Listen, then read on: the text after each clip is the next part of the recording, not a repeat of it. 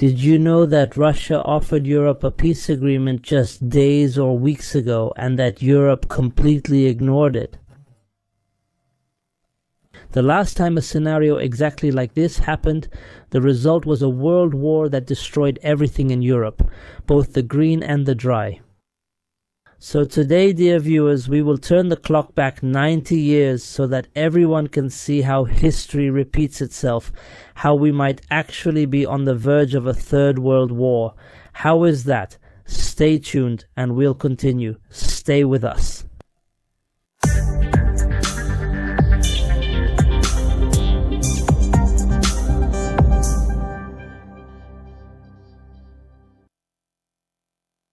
Dear viewers, peace be upon you and God's mercy and blessings, and welcome to today's episode in this ongoing series, God willing, of Opinion Today. Dear viewers, after these statements and these European moves that took place this week, which talk about the need to establish a new security structure that brings Europe together with Russia, and the statements that followed, which were alarming, talking about the need to form a European nuclear deterrent. Add to that the truly fluctuating statements we are hearing today at the Munich Security Conference. All these events, all these changes remind us and take us back exactly to the period that preceded the outbreak of World War II by years, or maybe just months, just a few months. Maybe history is repeating itself exactly. Recently, Russia, when it noticed all the statements from Europeans, found that they are living in anxiety, fear, and great terror in Europe. From a possible Russian attack on Europe, Russia came out with a proposal. Russia told the Europeans, "You are afraid of us, afraid that we might launch a military attack against you. We have the solution to remove this illusion you are living in. We have the solution." Russia said that the solution is to sign a non-aggression pact with you. Russia said it is ready to sign an agreement guaranteeing not to launch any attack on Europe. This is so that this illusion you are living in can be removed. Russia has no intention of attacking Europeans, and it knows very well that it is the Europeans who are planning to provoke a major war against the Russians. So what happened? Days went by and weeks passed, maybe, and Europe never responded at all to this Russian proposal, which actually confirms that, on the contrary, it is Europe that does not want any peace with the Russians. These events really take us back 90 years, reminding us exactly of the events that preceded World War II. We find ourselves in the 1930s, the early 1930s. The Soviet Union was offering almost the same proposal to the Europeans, but they refused it. So what was the result? There was a war that destroyed everything green and dry in Europe, and I will explain exactly how that happened. In 1934 there was an agreement that was very close to being signed, an agreement known as the Eastern Pact.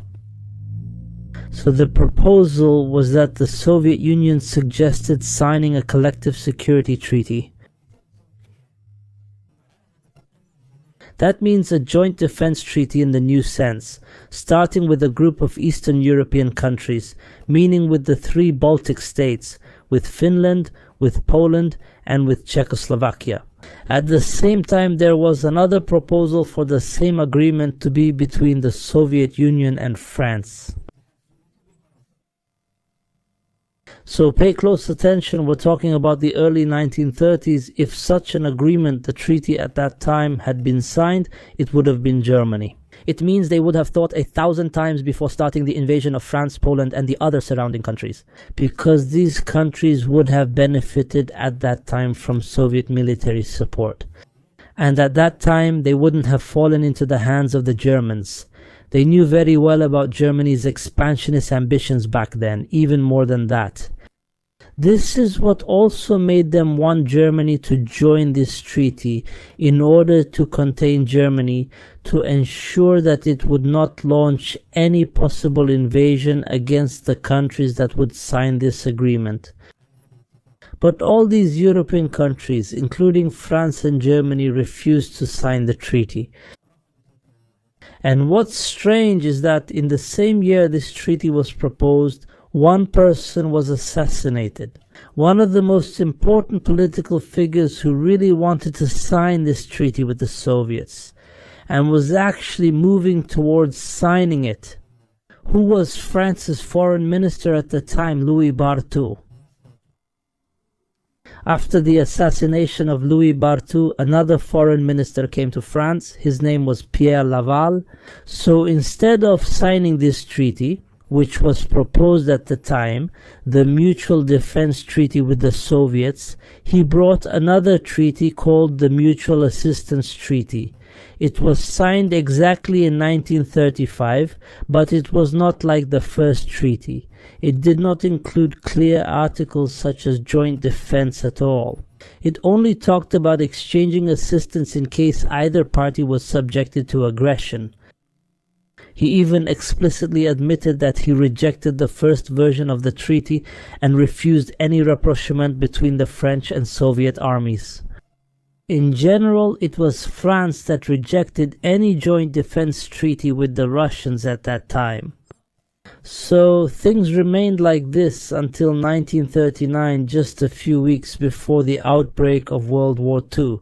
What happened then? When they became convinced that the World War was about to start, what did they do? They began attempts to form a defensive alliance with the Russians, with the Soviet Union, a defensive alliance that would include France, Britain, and the Soviet Union. Strangely, at that time, the Europeans wanted to guarantee the Soviet Union's intervention if Europe was attacked by Germany, without guaranteeing European intervention if the Soviet Union was attacked. They wanted a mutual defense agreement that was actually one-sided, only from the Russians, from the Soviet Union. So, these negotiations collapsed and the idea of establishing an alliance with the Soviet Union completely fell apart. So pay close attention to what happened next, so that everyone knows that these same events keep repeating themselves, even if under different names. So, what happened back then? Britain turned to Germany and started negotiations with them. So what were they proposing to Germany at that time? The idea was to expand eastward, meaning expansion into Soviet Union territory. They told them, if you want to expand, go ahead and expand into the Soviet Union and we will support you. So for this reason, they made a plan. They wanted to contain Germany and push it to fight the Russians. The British Prime Minister at the time, Chamberlain, said back then that he would rather resign from his position than ally with the Soviets. It was just a plan, a deception. They were going to push the Germans into this war against the Russians. In reality, they wanted to pit the Nazi Germans against the Soviet communists, to set them against each other so they would destroy one another, and thus get rid of both of them. But what happened? Hitler knew about this plan, so he started the war and expanded inside Europe. And that was what led to the World War we know today. Maybe history is repeating itself. The Europeans wanted to drag America in this time. They wanted to provoke a war between America and Russia, making America the one to defend Ukraine. According to their plan, this would guarantee the dismantling and penetration of Russia. Today, Russia is proposing to the Europeans to sign a non-aggression pact. And today, the Europeans are also refusing that. This means that maybe the same scenario is repeating, and that's why we even see Trump turning against the Europeans. And so, the major war might be just around the corner. And pay close attention, they made an enemy for Russia, Ukraine, and gave it all the support and weapons. For what purpose? To dismantle and topple the Russian Federation. But when they found that this plan didn't work, even after more than 3 years since the start of this war, These liberal leaders were blackmailing Russia just like they blackmail other developing countries. Homosexuality must be promoted, laws must be adopted, family values are destroyed, societies are destroyed by such things, but Russian conservatives reject such values that destroy families and societies. Russia is one of the countries that most strongly preserves traditional family values, and this is what they don't want. These liberals from the global elite had reached a very dangerous level, honestly, because they thought they had achieved a final victory, a permanent victory, that they had completely taken control of the world with all its ideas, natural resources, economic resources, and so on. So they wanted this liberal wave to reach Russia, meaning they wanted to penetrate Russia as well. How did it affect the beliefs of the Russian people, these values that distinguish the Russian people? Through these means, you mean through the means you always talk about? Education, media, propaganda, and cinema. This wave had reached the borders of Russia, it took control of Ukraine, it took control of the Ukrainian people, making them believe that joining the European Union would bring them prosperity and wealth and so on. They deceived Turkey for many decades, allowing all kinds of vices to spread in Turkey, and they controlled minds and ideas within Turkey, and in the end, they didn't let them join the European Union. Every time they tell them this is not enough, you have to do this and you have to do that and so on. This also happened in Ukraine. They took control of everything in Ukraine to the point where they staged a coup and put a clown at the head of the state and pushed the country into this war, claiming that they would stand with it and support it with weapons, money, and so on. And thus it will come out victorious and eventually join the European Union. But in the end, today they say this is not possible. So this liberal expansion, if it weren't for this war, it would have moved into Russia itself.